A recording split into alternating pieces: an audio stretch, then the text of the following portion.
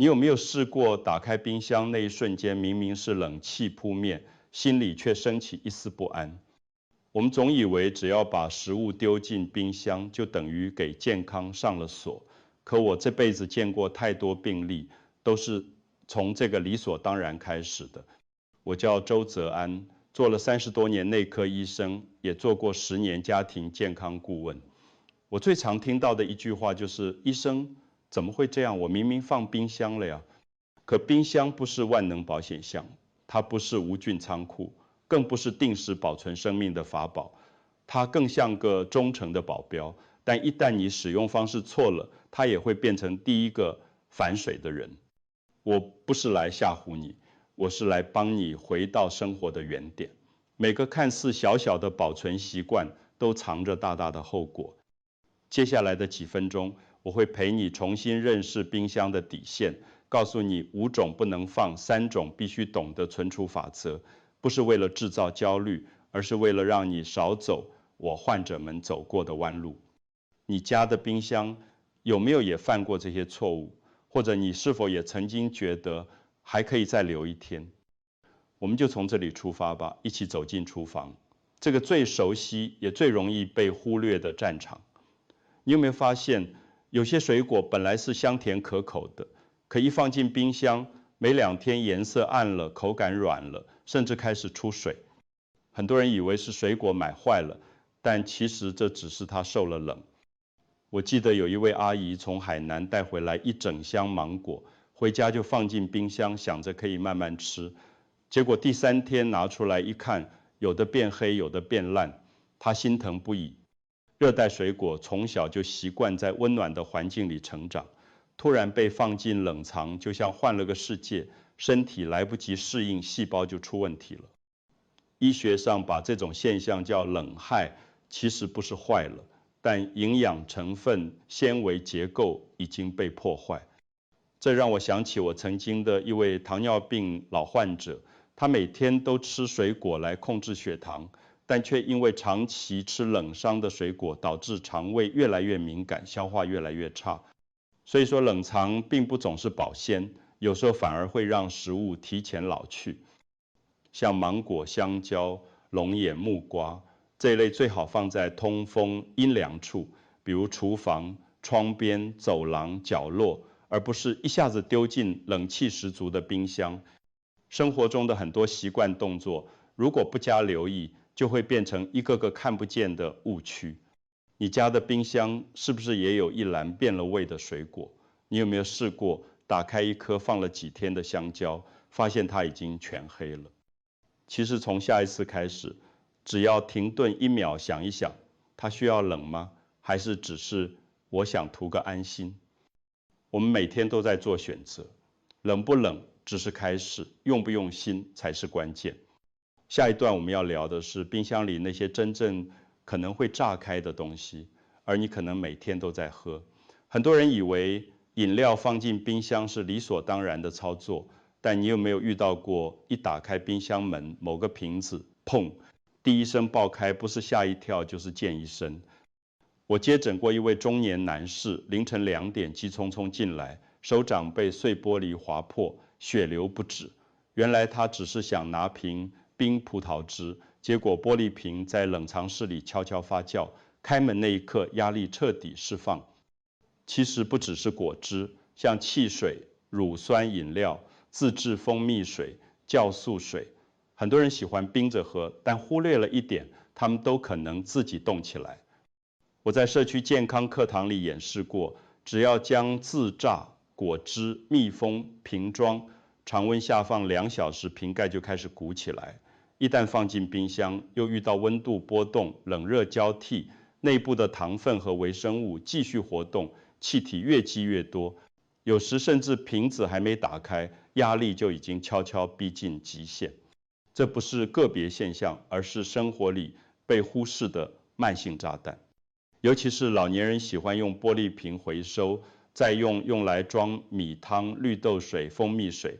很多瓶子并不是食品级密封容器，一旦储存时间一长，内部胀气、霉变、发酸，都可能在你不知道的时候发生。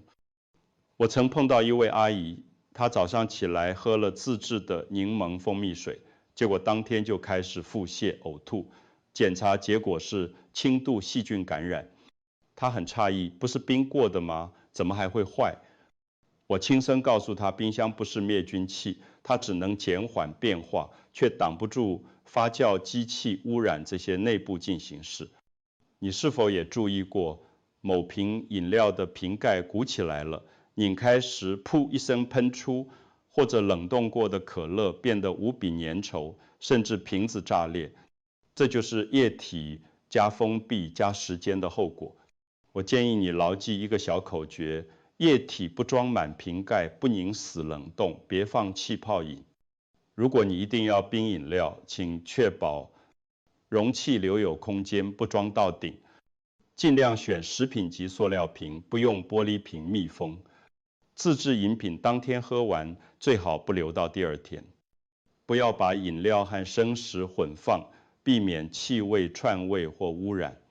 你现在回想一下，冰箱里有没有那种放了2、3天的饮料瓶？有没有一瓶你不太敢开，但也舍不得扔的奇怪液体？有没有一次被瓶盖喷了一身，却笑着说吓死人？这不是偶然，是你太信任了那层瓶盖，也太低估了时间和温度的力量。生活有时候就像这些瓶子，看着沉默，其实内部早已波涛汹涌。我希望你今晚打开冰箱的时候，不只是为了拿一瓶水，而是多看一眼这瓶饮料是何时放的，是否应该处理掉了。管理冰箱并不是控制食物，而是尊重变化，敬畏尝试。而下一段我们要聊的是，那些你以为安全的剩饭菜，其实比一瓶爆炸的汽水更容易悄悄伤害你。我们刚刚说到，瓶子里的液体可能会爆炸，但你知道吗？冰箱里最危险的东西，往往安安静静地躺在你以为还能吃的那一碗里。我说的是隔夜饭菜。很多长辈都有个习惯，一顿饭没吃完就盖上盖，放冰箱，想着第二天加热再吃，看起来节约不浪费。可身体可不这么想。我遇过不少这样的病例，吃的不是坏掉的饭，而是放得太久的剩菜。一位年纪大的老教师吃了隔夜的青菜后，出现头晕、恶心、脸色发青，还以为是低血糖，结果是亚硝酸盐中毒。蔬菜在煮熟后，放置时间过长，尤其是在温度控制不好的冰箱里，硝酸盐就会慢慢转化成亚硝酸盐，对肝脏血液系统都可能造成负担。最关键的是，这种变化看不见、闻不到，你闻不到异味，吃不出奇怪口感，但它就在你咽下那口饭的同时，开始悄悄累积风险。除了绿叶菜以下这几类食物，我建议大家尽量避免隔夜。豆制品比如豆腐、豆皮汤、半熟蛋，比如溏心蛋、蒸水蛋、海鲜类，特别是虾仁、贝壳类、大骨汤、萝卜汤等长时间煮的汤类。其实你会发现，这些都是容易变软、出水、起黏的类型，看起来还行，实则已经开始降解。我知道有人会说，那我再加热一下不就好了？但很多毒素并不是热一下就能清除，比如亚硝酸盐，它是耐热的，而且反复加热还可能造成更多营养破坏。我不是要你扔掉所有剩饭，而是提醒你，不是所有食物都适合隔夜，不是所有东西冰过就万无一失，尤其是老年人、儿童，肠胃虚弱者更应避免把昨天的饭变成明天的负担。有位患者跟我说，他妈妈每天晚饭都要剩一点，舍不得，到时候早上还可以吃粥配可一次，因为忘了放冰箱，吃完后整夜腹泻。住院那天，他反复说的一句话是：我以为冰箱在就够了。冰箱从来不是保险箱，它只是延缓食物变质的工具，却不能扭转时间的规律。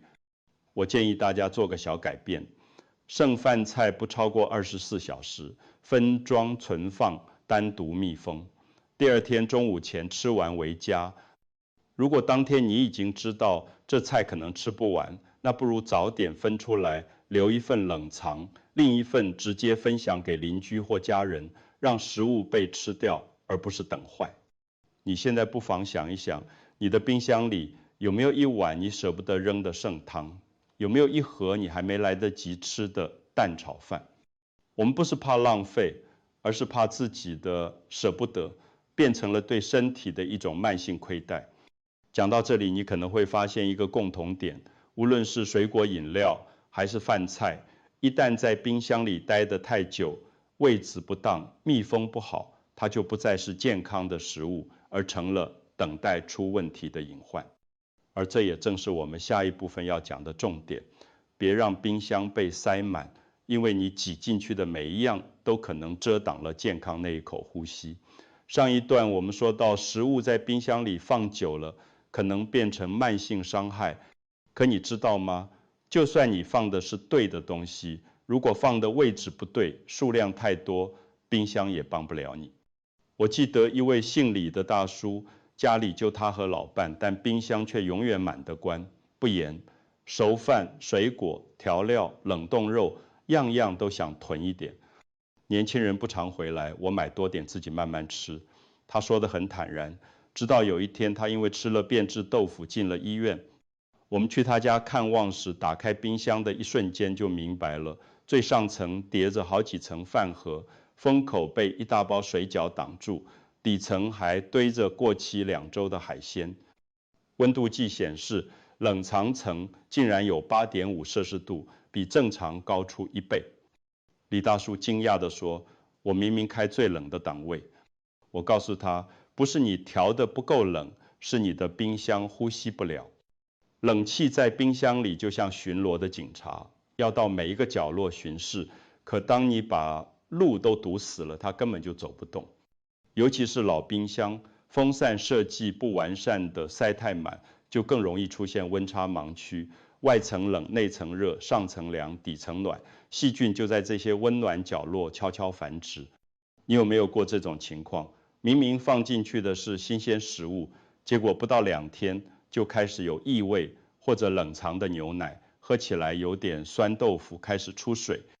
很多时候问题不是出在食物，而是你太贪心。其实冰箱真正理想的状态是只装7分，满留出空间，让冷气流通，让每个角落都能呼吸。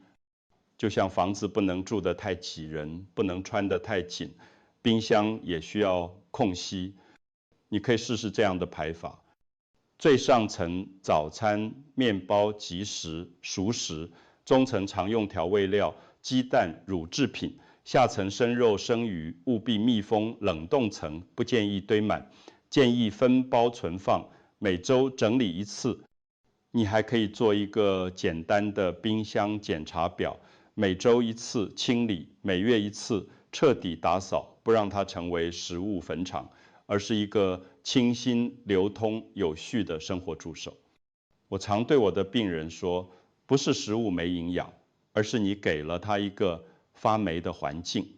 你不妨今晚看看你家的冰箱是不是有一层你根本没翻动过的角落，是不是有些东西你根本不记得什么时候买的，是不是有些调味料瓶口都干了结块。冰箱里的堆积感其实也会默默堆在你的生活里，让你忘了节制，忘了新鲜，忘了简单。真正的整洁不是表面干净，而是知道每一样东西在那里，每一口吃进嘴里的食物都有被尊重。讲完这一段，我们差不多也该说说另一个问题了，不是放多少，而是先放进去的。你有没有记得先吃？下一段我们来聊聊一个被很多人忽略，但其实可以让冰箱更高效的老原则：先进先出，冰箱空间留出来了冷气，也能好好流动了。那下一步我们要面对的是一个看起来最简单，却又常被忽略的事情：你放进去的食物是不是放了就忘了？我们生活中有一种非常典型的现象，食物放进去的时候很在意，想着明天做，后天吃，可时间一晃就变成了放了多久来着。我曾经看过一个叔叔拿着一盒颜色发黑的香肠来到诊所，苦笑着说：“医生，你看看，我也不记得是啥时候买的了。”我问他：“你是放在冷冻多久了？”他说：“起码半年吧。”然后又加一句：“还挺新鲜的，不是一直冻着吗？”但你知道吗？冷冻并不是时光暂停键，它只是把速度放慢，不是永远不会变质。很多人喜欢囤货，超市打折，一买就是3、4份，回家往冷冻室一塞，结果半年、1年都没翻出来过。这就像一个仓库不清点、不轮换，早晚出问题。所以我建议你记住一个原则：先进先出。也就是说，先放进冰箱的先吃掉，后放进去的排到后面。这不仅是为了节省食材，更是为了降低冰箱里的遗忘率。如果你经常翻出早就过期的果酱、变色的鸡胸肉、已经结霜的虾，那你可能已经违背了先进先出的原则太久了。我有一个病人是退休，老师平时生活很讲究，但他有个习惯，就是买了新的食材总是放在冰箱最前面，结果旧的被挤到后面，一直没吃完，直到某次吃到发苦的香干，才意识到冰箱不是越放越安心，而是需要管理。所以我给他的建议是：第一，分类放置，按照日期调整位置，新买的放后面，旧的放前面。冷冻是用不同颜色的袋子区分月份，用记号笔写上6月买8月吃。第二，每周设个冰箱清点日，哪怕只用5分钟，翻翻冷藏，看看冷冻，及时处理快到期的食材，安排进菜单中。第三，减少冲动购买，别买得比你吃得快，尤其是独居老人、2人家庭，更要少量多次吃得完。其实你可以把冰箱当作一本生活日历，每一样物品放进去的时间都代表一次选择，也代表一段计划是否被执行。你现在不妨回想一下，你最近吃掉的那块排骨是这个月买的，还是去年冬天买的？你家冷冻室是不是也有些化石级食材？那罐果酱是你3个月前打算每天早饭吃一点的，还是已经被新一罐挤到角落，再也没拿出来过？管理冰箱其实就是管理我们的生活节奏。你认真安排每一份食材的归属，也等于认真对待自己的健康和时间。而当你习惯了先进先出的逻辑后，你会发现冰箱变清爽了，食物浪费少了，脑袋也没那么乱了。讲到这里，我们已经解决了食物量的问题。接下来要说的是另一个很多人看不见但很容易犯的错误，那就是把生食和熟食放在一起。下一段我们来聊聊为什么生熟分开能从根本上降低一家人中招的几率。我们刚才讲了，把食材放进冰箱前，顺序要排好，时间要清楚。可就算你做到了这些，如果生和熟还混在一起，那你等于还是把干净的放进了有风险的角落。这在医学上叫做交叉污染，但我更愿意把它讲成一句大白话：干净饭别靠生肉住太近。我记得很清楚，有位老奶奶吃了自己做的水果沙拉后拉肚子，她说：“我可是刚买的水果，洗得很干净呀。”但我追问了一句：“你放在哪层冰箱？”她才猛地一拍大腿：“哎呀，我和鸡腿放一层了，没接触，但好像有点味。”我们去她家看冰箱那层，果然放着一盒切好的芒果，旁边是一盒没封紧的生鸡腿。再看冷藏封口的位置，2盒正好在空气循环范围里。你可能没注意，冰箱里的冷气不是静止的，它会不断流动，带着水汽、气味甚至微粒。哪怕你用保鲜膜包好了，如果密封不严，摆放太近，风一吹，原本安全的食物也会被牵连。尤其是生鱼、生虾、生肉类，解冻过程中容易有血水渗出。如果你放在高层，汁水向下滴，哪怕只有几滴，就足以污染整层熟食。我建议你立刻检查一下你家的鸡蛋放在哪一层，水果熟菜是不是和生肉挤在一起，有没有那种以为包好了就万无一失的错觉。冰箱其实就像一个小区，生的熟的，各住各的楼层，既不打扰，也不串门，才能保持和平健康。给你一个简单的分层建议：上层熟食剩饭、即食食品，比如糕点、面包；中层牛奶、鸡蛋、豆腐类，需要低温但不易滴漏；下层生肉、生鱼、生虾，必须密封且放在托盘或盒子中，避免滴水。冷冻室也别混着放，别让生肉和速冻熟食靠太近，特别是鱼丸、饺子和生牛排，贴太近也容易串味或误拿。如果你担心自己记不住，可以买几个不同颜色的盒子，或者直接贴标签，红色是生，蓝色是熟，白色是待吃，黄色是快过期。冰箱整洁了，你的心情也会变得安心。我还建议你每周选一天，比如周日晚上固定检查一次冰箱的生熟分区，像查岗一样确认食物都在自己的房间。